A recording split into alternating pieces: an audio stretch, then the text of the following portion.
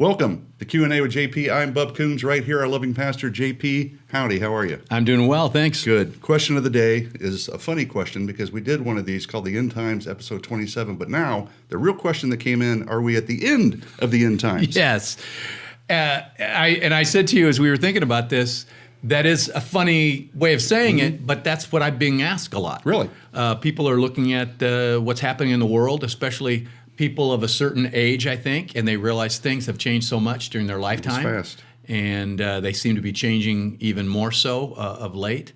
And so they're concerned.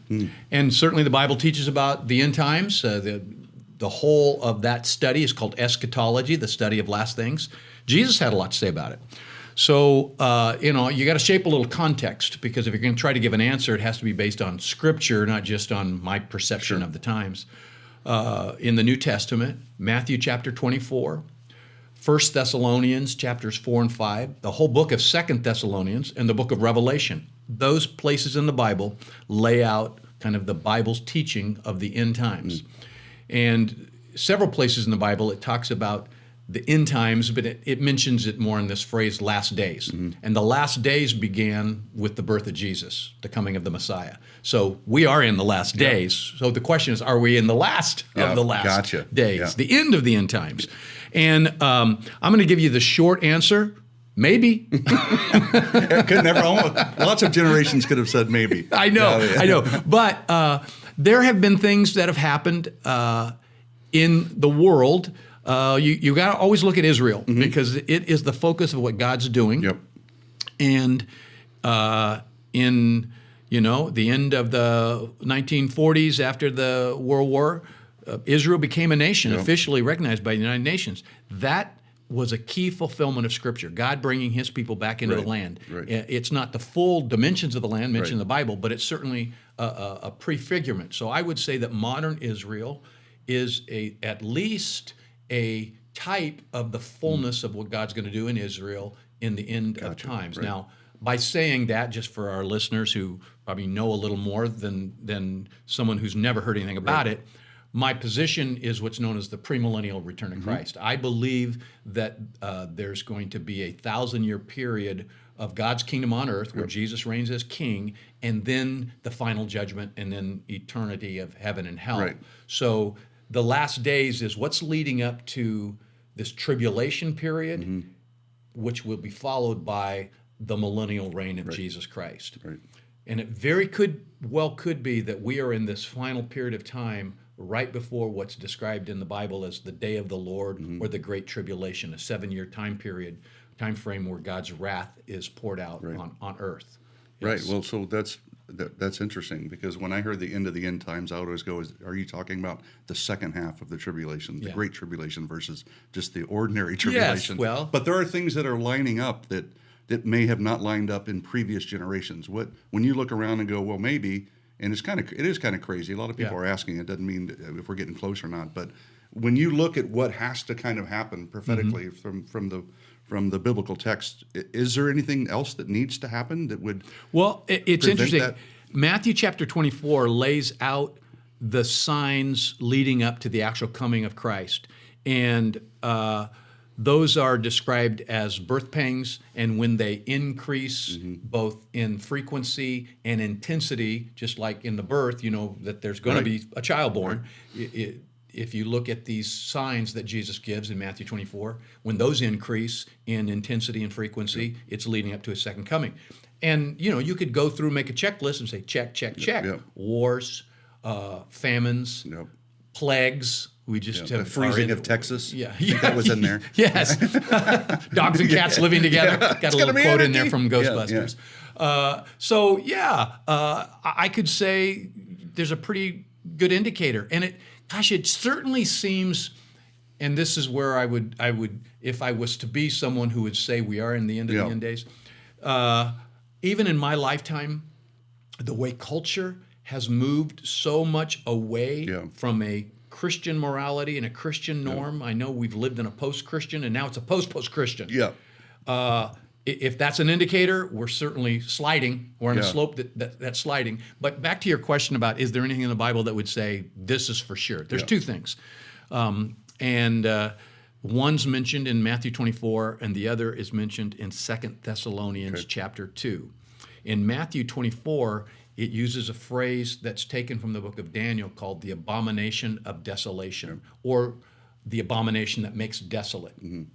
That's a reference to an historical reality when, in this period between the Old Testament and the New Testament, the nation of Israel was being ruled by different rulers of the time, and a Roman general came into the city of Jerusalem, desecrated the temple, spilled pig's blood all over the temple. It was a full abomination of what God had done, and that's being used as a prefigurement of a future time when a rebuilt temple, which will take place during the tribulation period, the Bible seems to indicate, that a person known as the Antichrist will come in and somehow desecrate God's temple or the worship of God, and that'll be the abomination of desolation. In Matthew chapter 24, Jesus says, if you see that happening, it's soon I'm coming back really quick.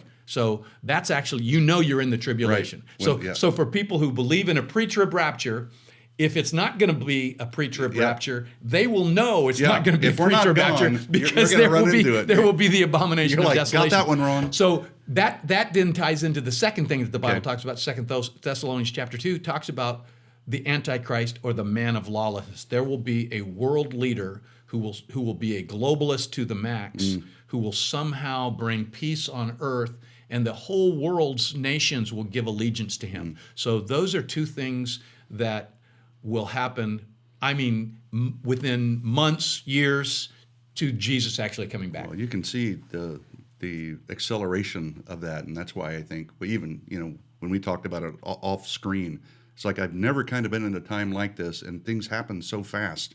Like, so I kind of line it up with the Romans 1 thing.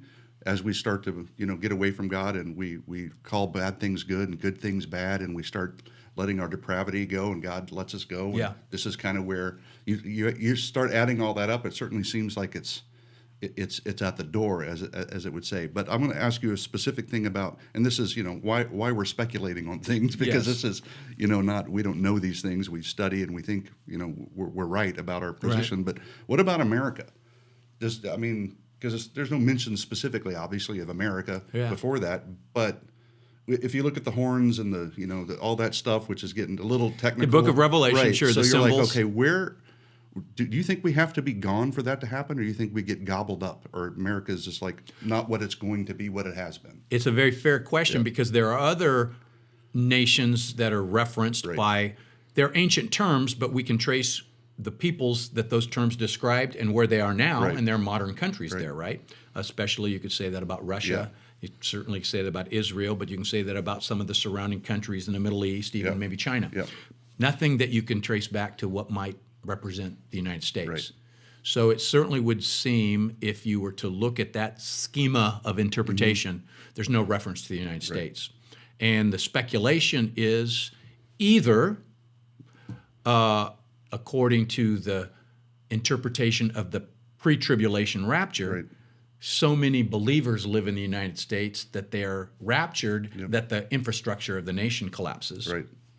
Or the other possibility is somehow the United States is no longer a world power at the time that it happens, and its influence is removed. And we're just speculating, right? Yeah, of course. And that kind of speculation has some support on both sides. So because there are many Christians who live in the United States, there are many people who believe, and it certainly could have a major impact on the whole infrastructure of the United States if every believer was raptured. On the other hand, there are forces in our government that are moving us towards a much more globalistic perspective, and it could be that our influence is not as strong. Right now we're strong supporters of the nation of Israel. The Bible indicates that during this time, Israel comes under worldwide attack. It's the final battle, right? That Jesus comes to in Revelation chapter 19 and saves his people Israel. Well, if the United States is a world power, and the United States is supporting Israel, how is it that all these nations have come along line to attack Israel? Yep. So it opens itself up to that kind of speculation. I don't have a definitive answer, but it's maybe this or maybe that. But what would you see? Last question on this. We're going a little long, but this is always a great topic to talk about because it's fun. What does that mean for? Why study eschatology? How does that help us as a believer today in going? Well, okay, who knows about this stuff? So why bother it? With it? How does it help me as a believer? Yeah, I'd say probably several ways, but the first two that come to my mind is it reminds us that we're living really for eternity. Our citizenship is in heaven. It's not tied to this earth, planet Earth. So the more we're kingdom-minded, the more we're storing up treasures in heaven and living a life that glorifies God. Secondly, right out of 1 Thessalonians chapter 4, where it begins to discuss these doctrines of last things, end times, eschatology, it mentions a portion of it, and then it says, encourage one another with these words. It actually gives us encouragement to know we may not be in control, but God is. We may not know what's happening in the future, but God does. Yep. And we can live right now in a very chaotic world with absolute peace and joy because we can be encouraged by the truth of what God reveals about the end times. Yeah, love that. That's great. And that is it for this episode.